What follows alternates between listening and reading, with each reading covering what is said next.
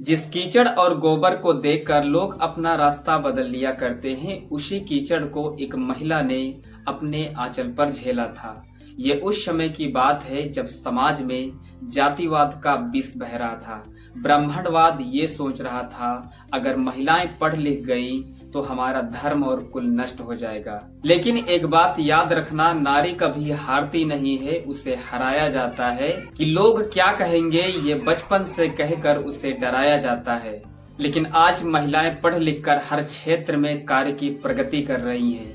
IAS से लेकर IPS, SP, DSP, medical engineer. लेकिन शिक्षित महिलाओं के पीछे एक महिला का त्याग, बलिदान, कुर्बानी और एक छवि नजर आती है। ये कोई कहानी नहीं है, बल्कि इस बात का इतिहास गवाह है कि जब वो महिला और दूसरी महिलाओं को पढ़ाने के लिए स्कूल जाती थी तो रास्ते में कुछ ब्राह्मण लोग उन पर शरे गले टमाटर, कीचड़ फेंकते थे।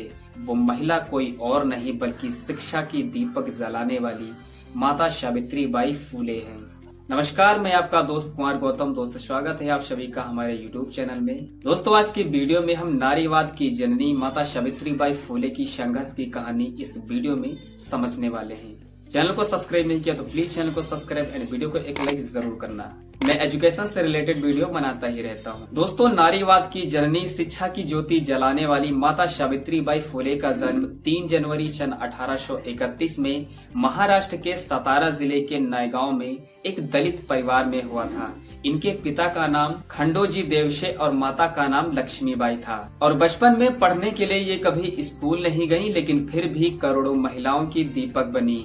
मात्र 9 साल की कम उम्र में ही इनका विवाह ज्योतिबा फूले से हो जाता है। उस समय बाल विवाह का प्रचलन था। एक बार की बात है जब सावित्री बाई फूले अपने घर पर एक अंग्रेजी की किताब पढ़ने की कोशिश कर रही थी।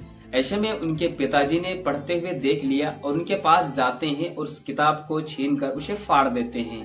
और वो उनको ये समझाने की कोशिश करते हैं कि हमारा जन्म एक ऐसी महान जाति में हुआ है कि हमें पढ़ने लिखने का अधिकार नहीं है। और इनके लाइफ में परिवर्तन तब हुआ जब ये अपने ससुराल में थी। एक दिन माता सावित्री बाई फूले ज्योतिबा फूले की किताब पढ़ने की कोशिश कर रही थी। उसे बार बार पन्नों को पलट रही थी। ज्योतिबा फूले बहुत ही ध्यान से देख रहे थे कि ये क्या कर रही हैं, क्या नहीं कर रही हैं। तो उन्होंने अपने माइंड में रियलाइज किया कि मेरे पत्नी की पढ़ने लिखने में बहुत ज्यादा रुचि है। उस समय महिलाओं का पढ़ना लिखना वर्जित था। महिलाएं पढ़ नहीं सकती, महिलाएं लिख नहीं सकती, इवन महिलाएं शिक्षा के क्षेत्र में कुछ कर नहीं सकती। एक बार सावित्री बाई फूले ने अपने पति ज्योतिबा फूले से कहा कि मैं पढ़ लिख कर महिलाओं को समाज से अलग करना चाहती हूँ और समाज में महिलाओं के प्रति कुछ परिवर्तन करना चाहती हूँ। जब ज्योतिबा फूले अपने खेतों में काम किया करते थे तो सावित्री बाई फूले दोपहर में खाना लेकर खेतों में जाती थी। तो वहीं पर ज्योतिबा फूले अपनी पत्नी यानी सावित्री बाई फूले को पढ़ाया करते थे। और कई सालों की कठिन परिश्रम के दौरान उन्होंने स्पष्ट तरीके से पढ़ना लिखना सीख लिया था। और अचानक से घर वालों को पता चल गया कि सावित्री बाई फूले शिक्षा ग्रहण कर रही हैं। तो ज्योतिबा फूले और सावित्री बाई फूले दोनों को घर से बाहर निकाल दिया। मात्र 18 साल की उम्र में ही इन्होंने लड़कियों के लिए एक स्कूल खोलने को सोचा। लेकिन उस समय पर्याप्त साधन न होने के कारण कहां पर स्कूल खोलना है, कैसे क्या करना है, पर्याप्त साधन नहीं थे।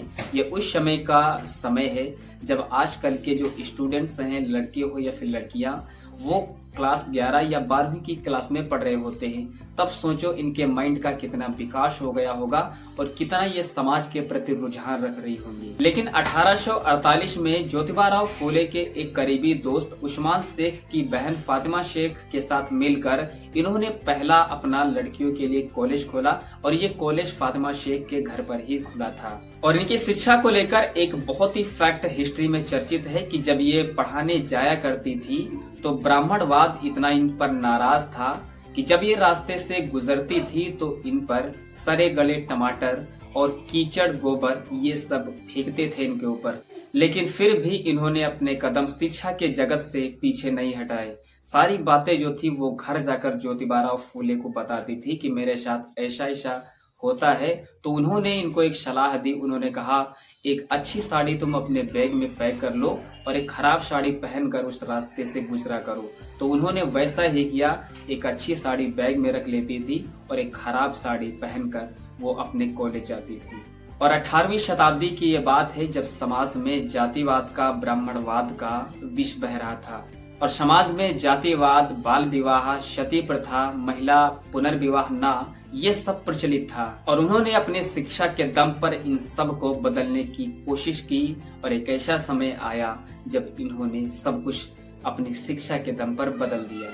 तो सच में एक नारी नहीं, नारी एक ताकत है। Then education is most powerful anything in this world. मिलते हैं एक और एजुकेशनल वीडियो के साथ, तब तक के लिए धन्यवाद।